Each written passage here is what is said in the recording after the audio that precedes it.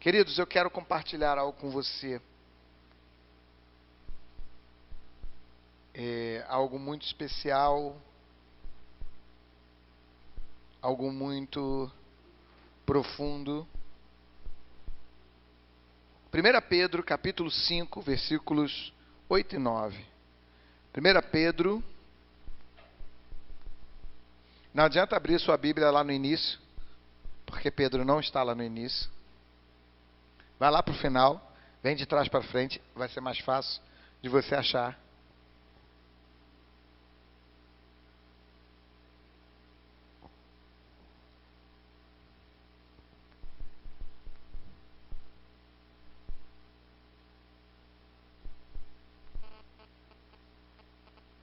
Meu coração ainda arde com a mensagem da pastora Amanda. Nos falou sobre as novas estações, as mudanças de estações. E isso nos impacta, porque eu creio que estamos mudando de estação. Estamos nos preparando para mudar a nossa estação. E precisamos estar prontos para isso. 1 Pedro 5, 8 e 9 diz assim: sede sóbrios, vigiai. Repita comigo: sede sóbrios, vigiai, porque o diabo, vosso adversário, anda em derredor, como um leão, bramando, buscando a quem possa tragar, ao qual resistir firmes na fé, sabendo que as mesmas aflições se cumprem entre os vossos irmãos no mundo.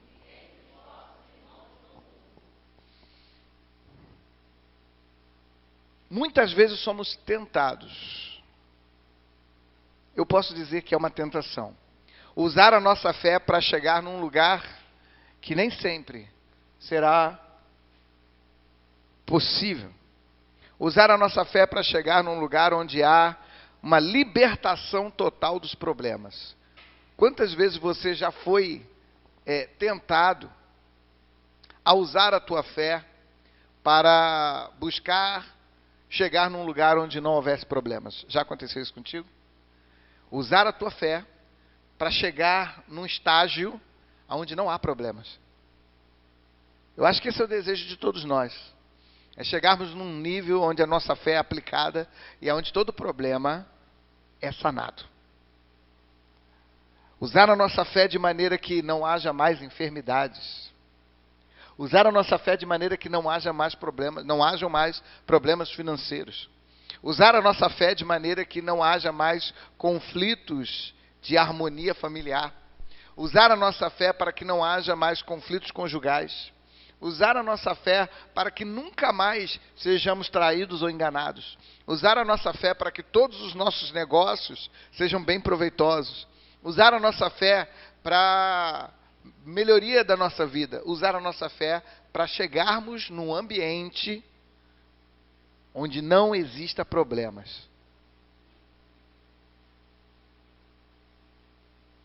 O texto que nós lemos, ele diz: sede sóbrios e vigilantes. Ou seja, sede sóbrios, ele está falando, esteja consciente. Esteja consciente, não seja um alucinado. Há pessoas que são alucinadas, que pensam que estão vivendo no país das maravilhas. Há crentes que precisavam ser chamados de Alice. Vivem no país das maravilhas, achando que tudo é um conto de fadas, achando que no final tudo vai dar certo. O fato de alguém dizer só vitória, o fato de alguém dizer é bênção, irmão, o fato de alguém dizer não vou de glória em glória, o fato de alguém declarar isso não quer dizer que a vida dele seja uma vida apenas de flores. As lutas vêm. As dificuldades se levantam. O propósito da nossa fé nem sempre é nos impedir de ter problemas. O propósito da nossa fé, ela existe, e muitas vezes o propósito da nossa fé existe não para nos livrar de problemas, mas a nossa fé existe muitas vezes para nos fazer atravessar os problemas. A fé existe para nos fazer superar os problemas, superar as dificuldades, superar as adversidades, passar pelos obstáculos, romper limites. Se nunca tivéssemos problema algum, não precisaríamos de nenhuma medida de fé. Se nós não tivéssemos problemas, não precisaríamos de fé. A fé, ela vem a partir do momento que somos desafiados. O pastor Adriano acabou de falar aqui. Eu creio que nenhum dos alunos do seminário, durante todo o seminário, oraram tanto quanto hoje. Tenho certeza. Quando pegavam a prova, olhavam e faziam assim: meu Deus, Senhor. E o Senhor falava: Senhor, meus anjos, tem pessoas me chamando. Tem um monte de gente me chamando lá em Jardim Bangu. Não é muita gente não, mas estão me chamando com intensidade. Vai lá ver o que é. Eu sei, mas vê se você consegue resolver o problema dele. Aí o anjo chegava e falava assim: Senhor, eu fui lá, mas tá difícil resolver o problema deles.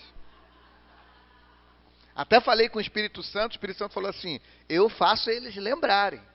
Mas para eles lembrarem, eles têm que ter estudado. Se não estudar, eles não vão lembrar.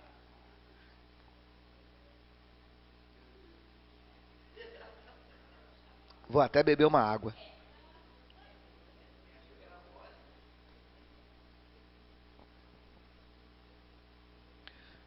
Não é que estava difícil. Não é que estava difícil, mas é que foi o primeiro desafio. É a falta de hábito, a falta de costume, né?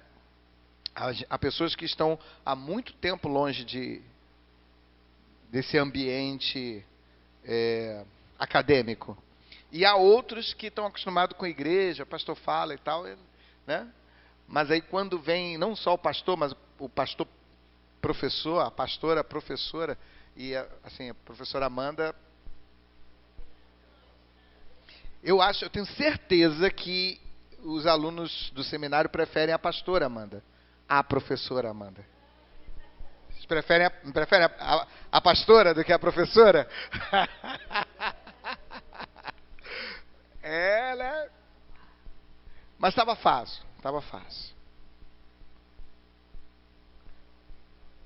A tentação de fugir dos problemas existe. Mas o Senhor diz que nós devemos atravessá-los. Somos tentados a fugir dos problemas, somos tentados a fugir das dificuldades. Afinal, quem quer passar um momento de crise financeira? Ah, Senhor, manda uma lutinha aí para o meu casamento está muito bom. Não quer fazer essa oração, não? Senhor, manda aí uns probleminha para minha vida está muito boa. Está numa mesmice. Né? Ou então está sozinho, né? Senhor, eu estou sozinho, manda alguém para minha vida para me trazer problema. Porque eu estou sozinho, eu sozinho eu me resolvo. Mas, Senhor, bota alguém na minha vida para, né, dar uma agitada.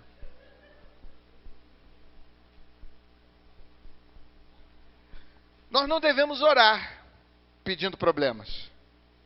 Não precisa. Porque os problemas são igual capim. Nasce sem ninguém plantar. Você já viu alguém plantando? Claro, tem gente que planta problemas. Tem gente que planta problema. Tem gente que planta problema. Porém, problema não precisa ser plantado. Ele nasce por si só. Ele vai lá e aparece, igual capim. Você já viu quando o capim surge no meio do piso? Dentro de casa. Aí tu fala assim: como assim? capim surgiu na laje da casa do meu pai. Eu falei, opa, e não só capim, uma árvore nasceu da laje. Porque tinha um pouquinho de terra lá que ele tinha peneirado, jogou lá, aquele montinho de terra ficou, nasceu uma árvore, com raiz e tudo. E a gente, para tirar, foi difícil. A árvore está lá, entranhou no concreto assim, e ficou. Eu falei, meu Deus, tem pezinha lá, ó. Ela não conseguiu se aprofundar não, mas ela se espalhou assim. Tem coisa que não precisa. Tem coisa que vai se espalhar na sua vida e vai se entranhar. Vai querer fixar na tua vida. Só problema, só dificuldade, só praga, só peste. E a gente quer se livrar disso. A gente faz qualquer negócio para se livrar de problema. A gente vende, dá, empresta. Não precisa me dar prazo para devolver. Pode ficar. Olha só, não vou nem te vender, eu te dou. Problemas? Eu te dou. E é interessante que sempre o teu problema é maior que o de todo mundo. Você já reparou isso? O teu problema é maior do que o de todo mundo. Ai de um dos pastores que não dê atenção ao seu problema. Assim, não, pastor, o senhor tem que atender o meu problema, mas o pastor está com problema também, muito maior. Só que você não quer saber. Você quer, porque o seu problema é o maior do mundo. Sabe por quê que ele é o maior do mundo? Porque é seu. Só por isso. E às vezes a gente quer se livrar disso, a gente não quer ficar. E aí é que está. Deus não levantou pastores para resolver problemas. Deus não levantou pastores para ser solucionador de problemas. Deus não levantou pastores para dizer para você, faça isso ou faça aquilo. Deus levantou pastores para te ajudar a exercitar a sua fé. Está em moda esse tipo de chamamento, né? De vocativo, vamos dizer assim. O pastor é o teu personal espiritual. Ele vai estar do teu lado sim, mas não é ele que vai levantar o peso. Quem precisa levantar o peso é você. Quem precisa fazer os exercícios diariamente é você. O papel do pastor é estar aqui e cobrar isso de você. E dizer para você, olha, enquanto você não entrar numa vida de dedicação, de oração, de busca, de intercessão, de clamor, de jejum, você não vai vencer. Você quer que eu te ajude, mas você mesmo não está se ajudando. O papel do pastor é puxar sua orelha. O papel do pastor é te trazer para o centro da vontade de Deus. O papel do pastor é colocar uma carga maior. Eu me lembro muito bem, lá para os meus 7 anos, 8 anos de casado, eu e Rosa passamos uma crise conjugal terrível. Meu primeiro ano como pastor. Foi 6? Meu primeiro ano como pastor. E nós enfrentamos uma crise conflitante. Eu falava A e ela entendia B. E eu falava C e ela entendia D. E estava impossível. Estava impossível. Ela debochada que só, zombando. Falava E, eu entendia G. E ela debochada, com um jeito debochado. E eu falava e ela... E isso me deixava... Vou esganar essa mulher. Eu tinha vontade de esganar, mas eu falava, não posso esganar porque eu sou pastor.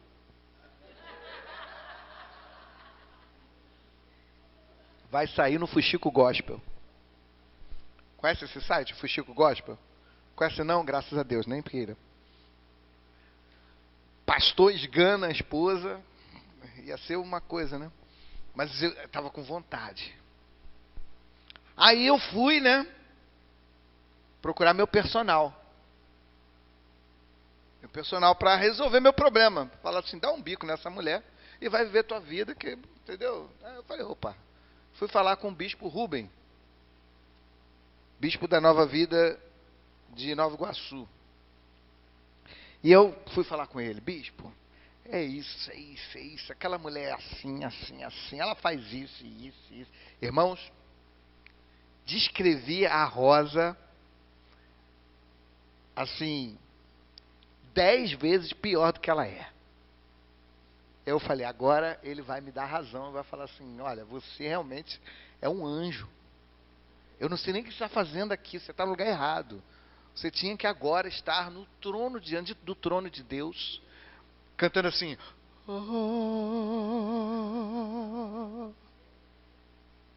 E eu esperava que ele falasse isso. Assim, cara, você é um pastoraço. Sua mulher não está à sua altura. Mas não foi isso que o bispo falou. Aí ele chegou e falou assim, você sabe quem é o culpado disso, não sabe? Eu falei, o diabo. Aí ele, não, a culpa disso é sua.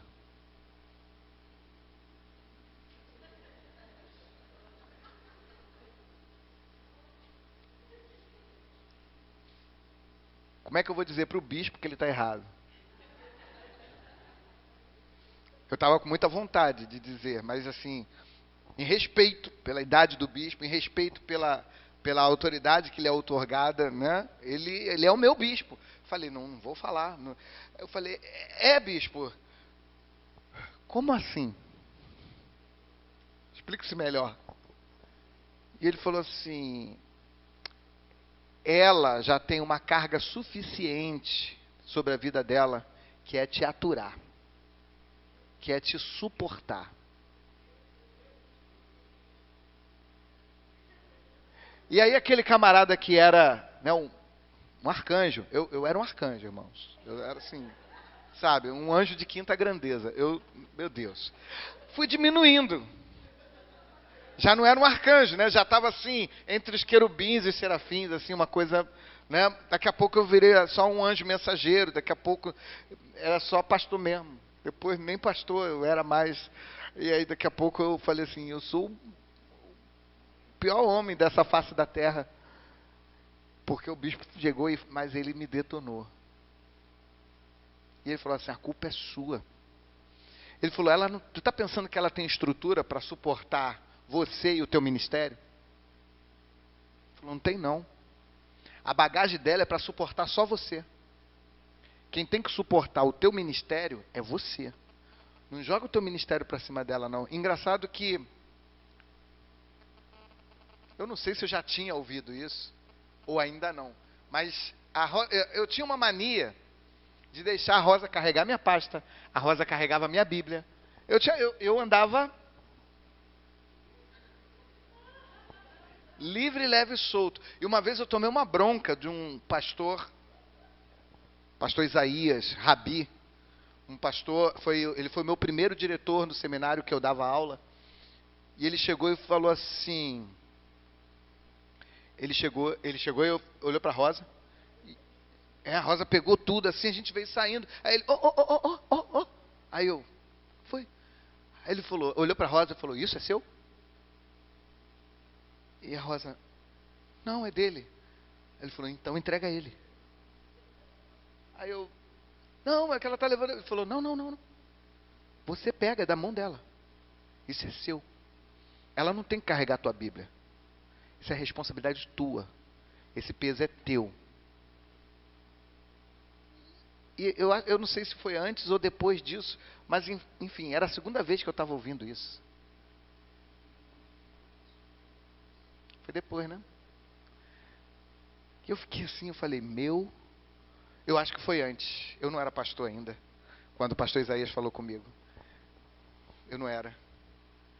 Era quando eu pregava ainda com o pastor Isaías, eu substituía o pastor Isaías. Ele era muito convidado para pregar e ele não podia atender todos os convites. Aí ele mandava alguém no lugar dele. Esse alguém era eu.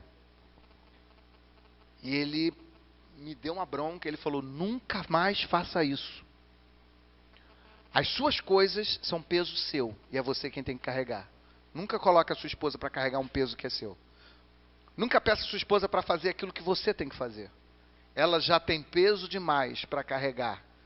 E ela já carrega o peso dela e suporta você como marido.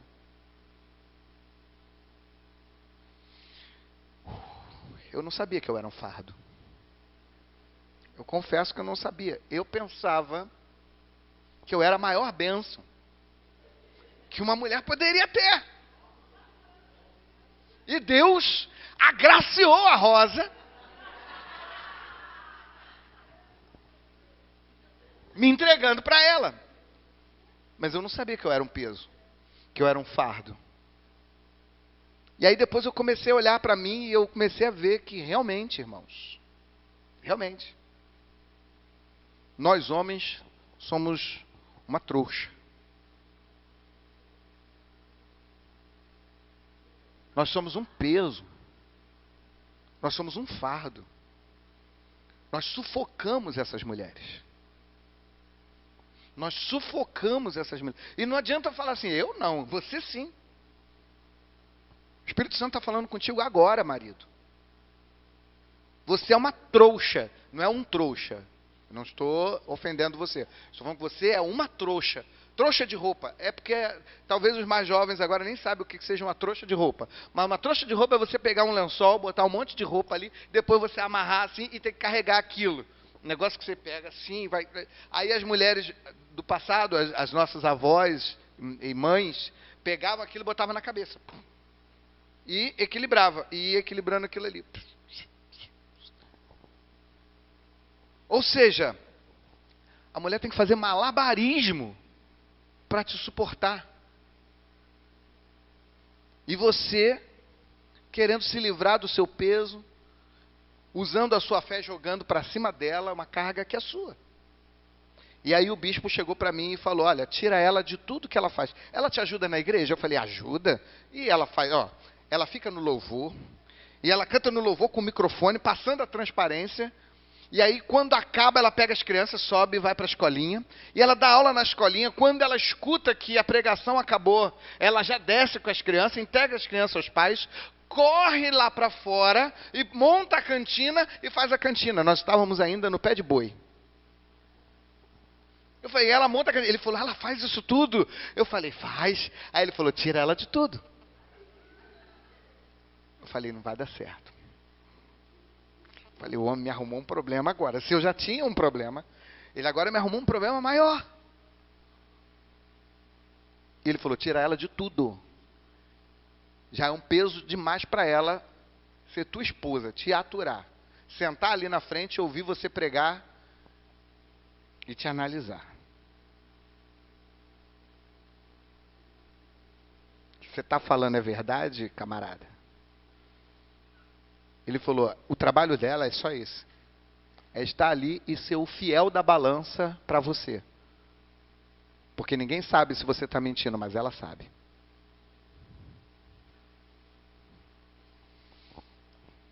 E aí eu falei, bom, o bispo falou. Sabe aquela palavra do Pedro? Acho que foi a própria Amanda que falou. A palavra do Pedro, né? Não, sobre a tua palavra eu vou lançar a rede. Né? Noite toda pescando. Falei, já conheço a Rosa. Ó, casado com ela já, ó, 6 anos, 7 anos. Conheço ela muito. Falei, vai dar ruim. Aí fui falar com ela. Falou com o bispo? Falei. O que ele falou? Ele falou... Não, o que ele falou? Não, é que às vezes as coisas não saem do jeito que a gente pensa. Ela, o que ele falou? Ele falou que era para tirar você de tudo que você faz na igreja. Porque você já tem um peso demais de me carregar. Eu falei, ai, é agora que eu morro. E ela falou assim, é? Tá bom. Amém. Aí eu, oi? Ela, não, tá bom. E eu achando que o negócio ia azedar. A maionese, falei, agora que a maionese, né, azeda mesmo. Tem coisa assim, quando você tá lá, tá legal, você mexe, azeda. Eu falei, vai azedar. Não azedou, irmãos, a maionese. Pelo contrário. Meu casamento fez assim, ó. Voltou a florescer. Depois de muito tempo. Uma palavra que eu falei para a Rosa, ela entendeu e aceitou. E me surpreendeu. E eu recebi aquilo, assim, de uma maneira maravilhosa, espantosa. E assim ficamos durante muito tempo. Muito tempo. Depois, aos poucos, a Rosa voltou assumindo algumas coisas e tal, mas nunca mais fez aquilo que todo mundo queria que ela fizesse. Porque ela era muito jovem, né? Quando eu fui ordenado, ela tinha 19 anos. Não, quando eu assumi a igreja, ela tinha 19 anos. Quando eu assumi a igreja, ela tinha 19. Quando fui ordenado, ela tinha 22. E ela, muito jovem, tudo que as pessoas falavam para ela que ela tinha que fazer, ela achava que tinha que fazer. E ela se cobrava. E ela colocava um peso sobre ela maior do que podia. E eu cobrava isso. E a partir daí eu passei a entender. E às vezes a gente quer que Deus nos livre do problema, mas às vezes Deus não quer nos livrar do problema, mas Ele quer nos fortalecer dentro dele. Ele quer nos ensinar alguma lição. Você já parou para perguntar ao Senhor o porquê, não o porquê, mas o para quê você está passando determinada dificuldade? O que Ele quer te ensinar? Às vezes Deus quer nos ensinar desapego.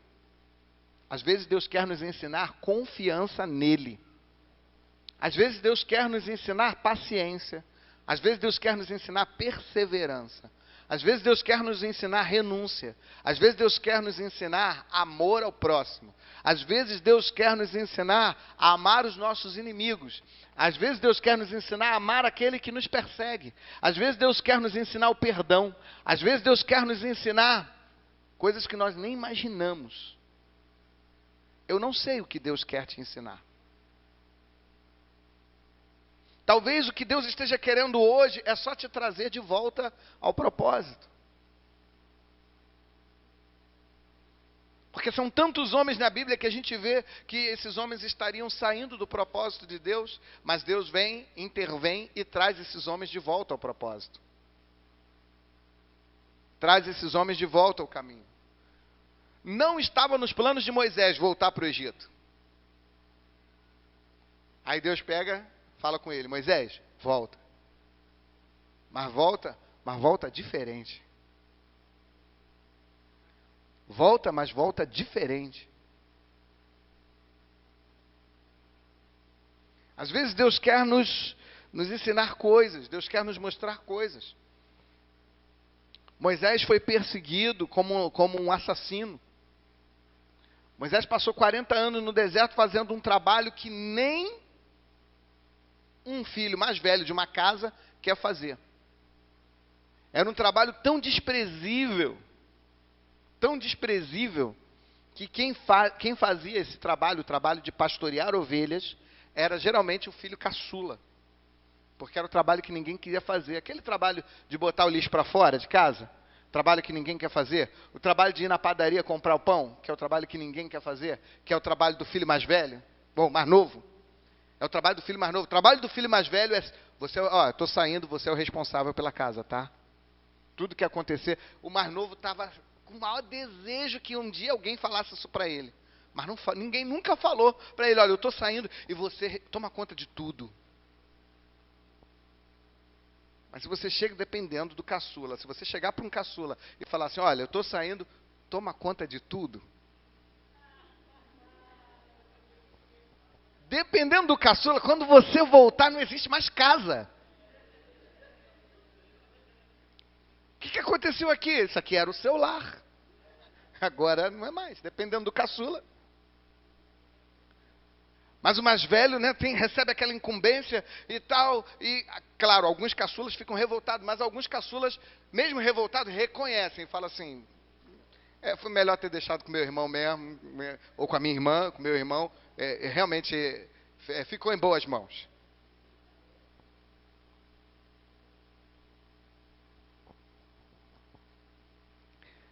E quando homens não queriam fazer, quem fazia eram mulheres. Lembra de Raquel? Raquel tinha irmãos. A Bíblia diz que Labão tinha filhos. Mas quem pastoreava as ovelhas de Labão era Raquel. Porque era um trabalho que ninguém queria fazer. Por quê? Porque pastorear a ovelha dava trabalho. Era um trabalho chato. Você ia lá, pegava a ovelha, trazia, botava aqui. Quando você piscava, tinha outra ovelha fugindo. Você tinha que ir lá buscar, trazer a ovelha. Os animais, salteadores, é problema, é sol, é pouca grama. E anda, e leva para longe. A ovelha está com sede, quer água. A ovelha se prende no arbusto, aí você tem que ir lá tirar e a lã da ovelha, dependendo de como ela tiver, a lã se entranha naqueles... É difícil de soltar.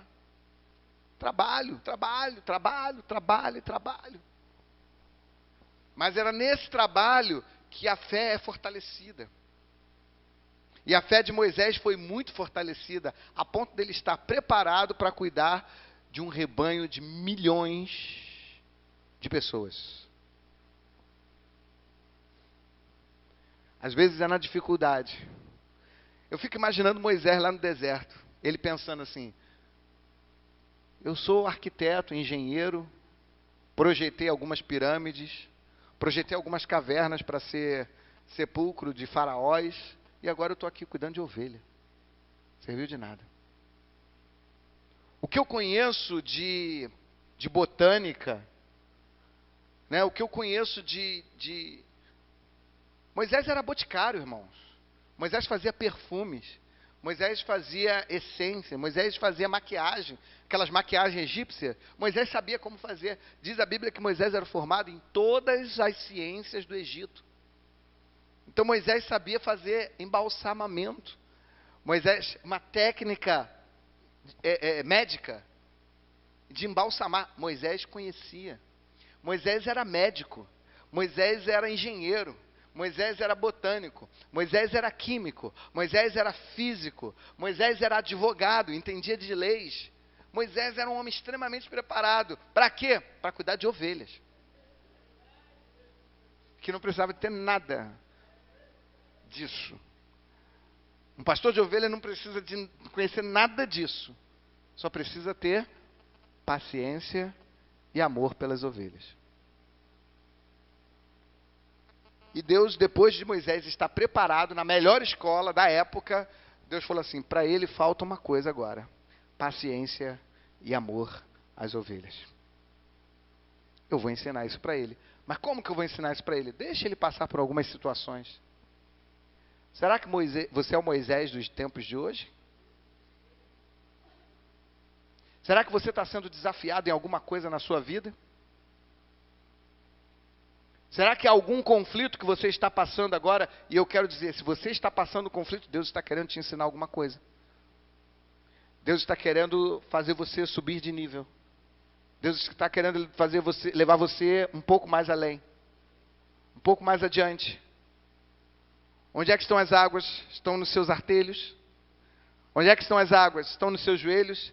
Tem gente que fica todo feliz. Pastor, olha aqui, a água está no meu joelho. Anda mais um pouco. Pastor, olha, as águas já estão nos meus lombos. Anda mais um pouco. Você sempre será desafiado. Esse é o projeto de Deus. É de te desafiar sempre. Te desafiar sempre. Te desafiar sempre. E Deus não tem prazer naquele que retrocede. Avance, siga em frente. Não retroceda na tua fé. Na tua fé. Não estou falando na coisa errada, não. Se você está caminhando para o pecado, então, irmão, volta e se conserta. Eu estou falando se você está caminhando na fé em Cristo e você é desafiado por alguma situação que vai levar em conta o tamanho da sua fé, eu digo, continue, siga em frente, não pare.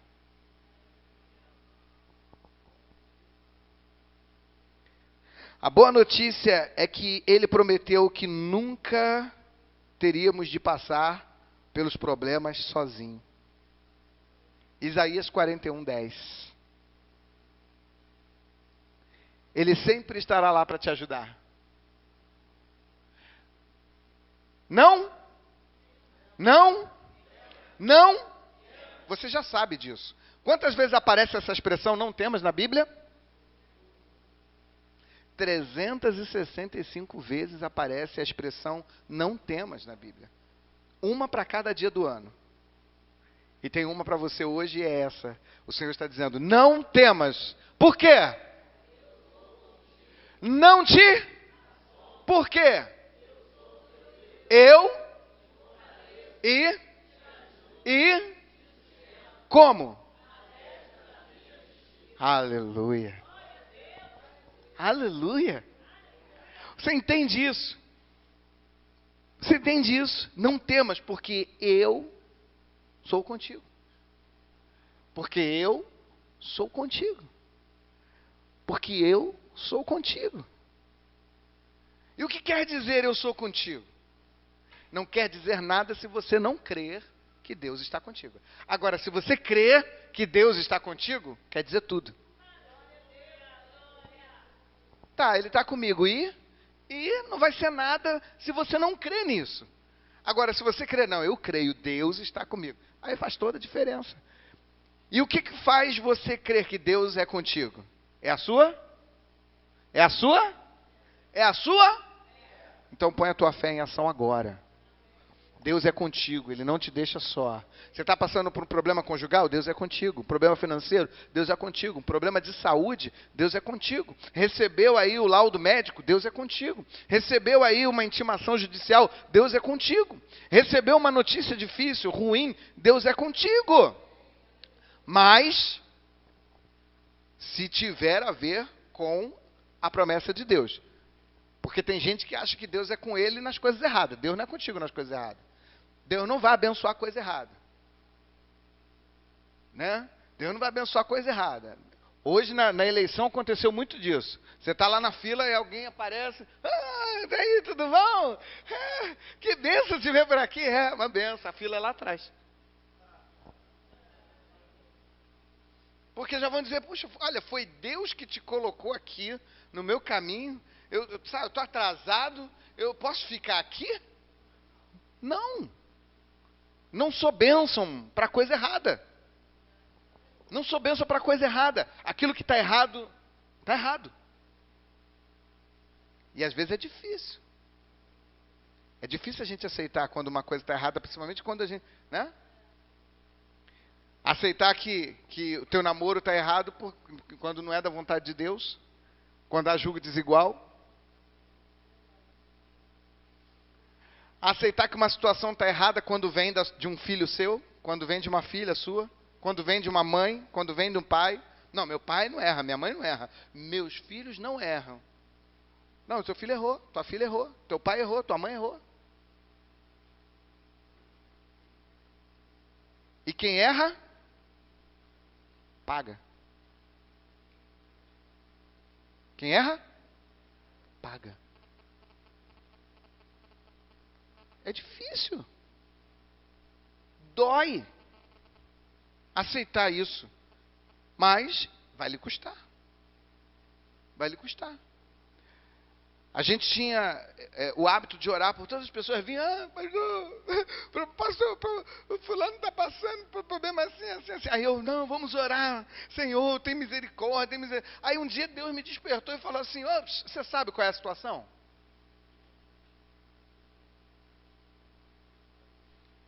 Às vezes a gente não sabe qual é a situação. E a gente ora a Deus pedindo misericórdia. E de repente é Deus tratando. E a gente não pode pedir misericórdia. O Senhor fala assim, você quer que eu trabalhe na vida dele ou você quer que eu tenha misericórdia? Eu posso ter misericórdia dele e ele vai desse jeito para o inferno. Ou eu posso tratar ele do meu jeito e trazer ele como um cordeirinho e me servir como deve. Como é que vai ser? Do meu jeito ou do seu? Do meu jeito ou do seu? Como é que vai ser? Eu orava muito. Muitas mães, filho nas drogas. Filho está nas drogas. Ah, pastor, meu filho tendo um... Como é que é quando usa droga demais? Overdose. Meu filho teve aí uma overdose. Temos que orar. Senhor, a oração é essa. Senhor, está nas tuas mãos. Faz a tua vontade como tu queres. Como tu queres. Sabe por quê, irmãos? Eu não conheço o futuro, Deus conhece. Pastor, mas isso é falta de amor. Não, não é falta de amor, não. Isso é sabedoria. Isso é sabedoria. Aí eu falo, Senhor, livra ele, Senhor. Aí o Senhor vai lá, livra. Aí o camarada vai lá, dá uma coça na mãe depois. Como é que eu vou ficar? Senhor, eu pedi para o Senhor curar ele. Eu botei ele na cama, eu sei por que eu botei. Quando eu jogo no leito, eu sei por que eu estou jogando. Senhor, faz o melhor na vida dele. Ora sim, irmão. Negócio de orar pedindo misericórdia. Senhor, tem misericórdia. Não, tem misericórdia não sei o que fez. Eu não oro mais pedindo misericórdia por ninguém, porque a misericórdia do Senhor já é a causa de não sermos consumidos. Então eu falo assim, Senhor, tu sabe. Pode ser um velhinho. Eu não sei o que aquele velhinho já fez. Ou você acha que velhinho sempre nasceu velho? Nada, velhinho foi... E eu quero dizer uma coisa para vocês. Já dizia Rui Barbosa, mau caráter também fica velho. E a gente está lá, o velhinho, vale nada. Eu estava vendo da velhinha, chefe de quadrilha. Mandaram sequestrar, mandaram matar. 79 anos. Tu olha, a velha era braba. Valia nada. Essa semana eu vi. Não, semana passada. Falei, Jesus, tem misericórdia. Da minha vida, não dela. Tem misericórdia da minha vida.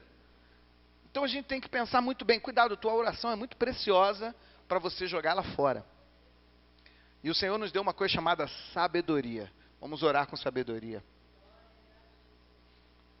Vamos orar com sabedoria. Lembra quando Abraão foi avisado que aconteceria uma tragédia em Sodoma e Gomorra? Ele foi lá e falou, Senhor, livra o meu sobrinho Ló. Foi isso que ele orou? Não. Ele falou, Senhor, se houvesse 50 justos lá, o Senhor destruiria? Aí o Senhor, não. Se houvesse 20, o Senhor destruiria? Não. Tá. Se houvesse 10, nem se houvesse 10 eu não destruiria. Ah, tá bom. Sabe o que é, Senhor? Tem um sobrinho, o nome dele é Ló, e ele está lá. Aí o Senhor falou, se tivesse 10 justos naquela cidade, eu não destruiria. Só tem o teu sobrinho, eu tiro o teu sobrinho e destruo a cidade. Mais fácil. Agora imagina se Abraão, Senhor, não destrói a cidade não. Olha a oração errada. A gente não sabe qual é o plano de Deus. Então, irmão, não ora contra o plano de Deus, não. Não ora contra aquilo que Deus planejou. Porque Deus pode retardar ou adiantar as coisas. Deus não muda os seus planos. Mas Ele pode retardar, Ele pode adiantar. Lembra quando Deus falou com Moisés? Moisés, eu destruo todo mundo e começo de novo contigo. Lembra disso? Moisés falou, não, Senhor, antes risca o meu nome do livro da vida. Aí Deus não fez. Aí alguém fala assim, Deus mudou a mente dele, né? Deus mudou o pensamento. Mudou não, toda aquela raça morreu tudo no deserto. Não naquele dia, mas todos eles morreram no deserto. Você está entendendo?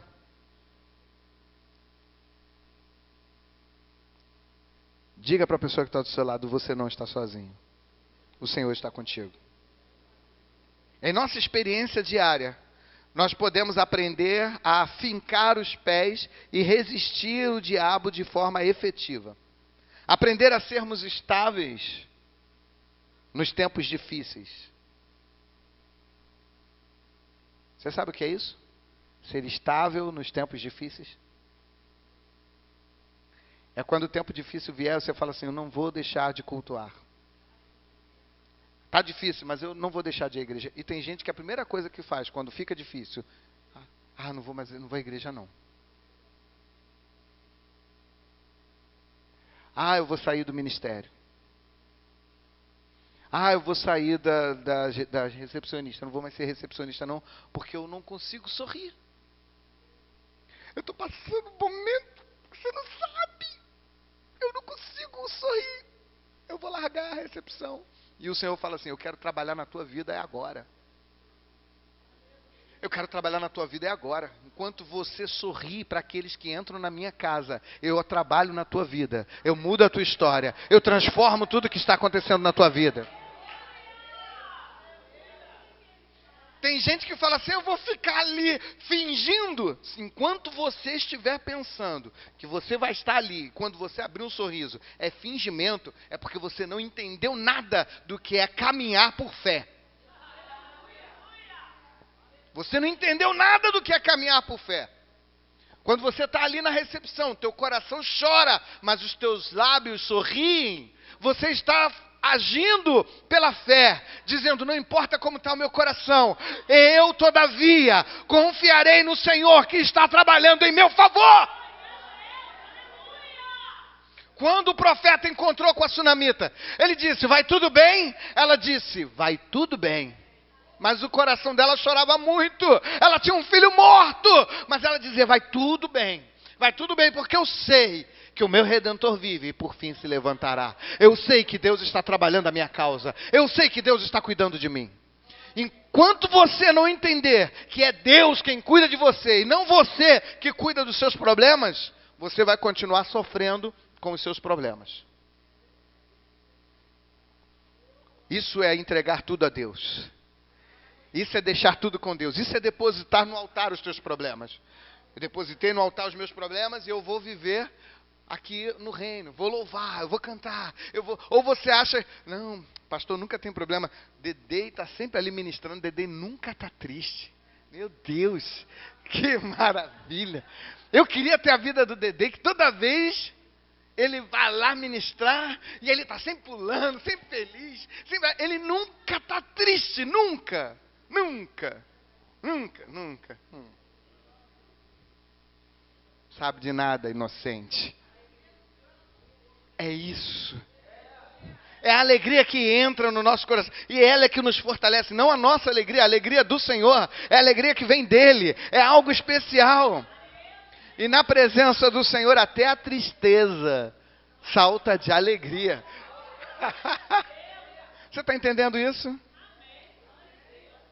Aprender a ser estável nos tempos difíceis é uma das melhores maneiras para nos aproximar de Deus e avançarmos em meio a qualquer dificuldade. Que possamos então enfrentar as dificuldades. Afinal, Deus está com você para te ajudar. Portanto, não desista. Não pare. Você pode dizer isso: eu não vou desistir. Eu não vou parar. O Senhor está comigo. Ele é a minha força. Ele é a minha alegria. Aleluia, aleluia, aleluia. Você pode aplaudir o Senhor? Aplauda o Senhor, aplauda o Senhor, aplauda o Senhor. É dessa maneira que nós vamos caminhar no mês de outubro. É desta maneira que nós vamos viver no mês de outubro, caminhando de fé em fé, de glória em glória, de vitória em vitória. Não porque a nossa vida é só vitória, mas que em cada luta nós cremos e confiamos que Deus vai nos dar vitória. É isso. As lutas vêm, as dificuldades vêm, mas o Senhor está conosco. Ele nos ajuda. Curve a sua cabeça, feche os seus olhos.